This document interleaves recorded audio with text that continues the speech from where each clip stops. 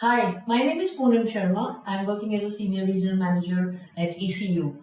I just came down in Global Reach Chandigarh office and look what a surprise. I met Vikram Panchal, and during the general discussion I got to know that he was in ECU back in 2014. So I just wanted to share some experience as a student life, how Vikram went to ECU, what program he studied over there, and what was his experience, and what are some do's and don'ts for an international student when they fly abroad, and what the first thing they should do in their life.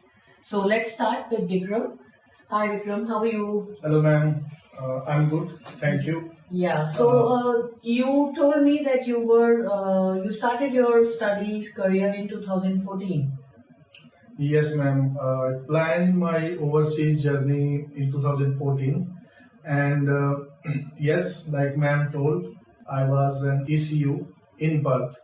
The experience in Perth was excellent, as I was told earlier by most of my friends that you should be going to Sydney or Melbourne, because the crowd at that point of time was usually into Sydney or Melbourne. But I chose Perth, and I found that it was an excellent decision for me to went to ECU.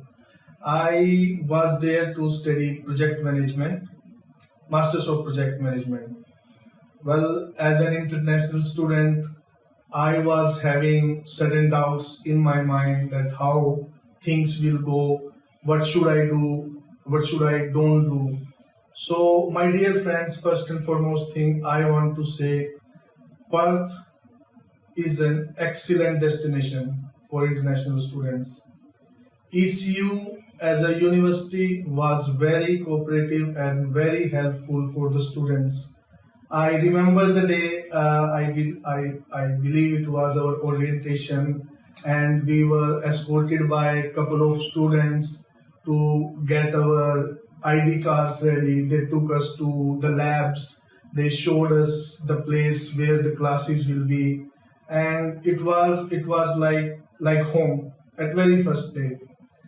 As the time passes, we realize that yes, as an international student, part-time work is one of the most important thing.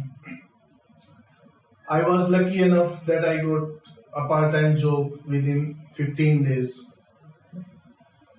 after I reached to ECU, and I started my part-time job in a in McDonald's. I remember, and I was like one of the oldest fellow working there in McD, because they usually hire young kids. So for international student, I request every single student who is planning for overseas, please, first thing you need to do is to get your driver license, which will be helpful for you to get your part-time jobs. Secondly, don't try to overdo the things, because if you try to overdo something, you may miss up to your education. You have to maintain the balance, that you have to study and you have to work. You are going there to study, not to work full time.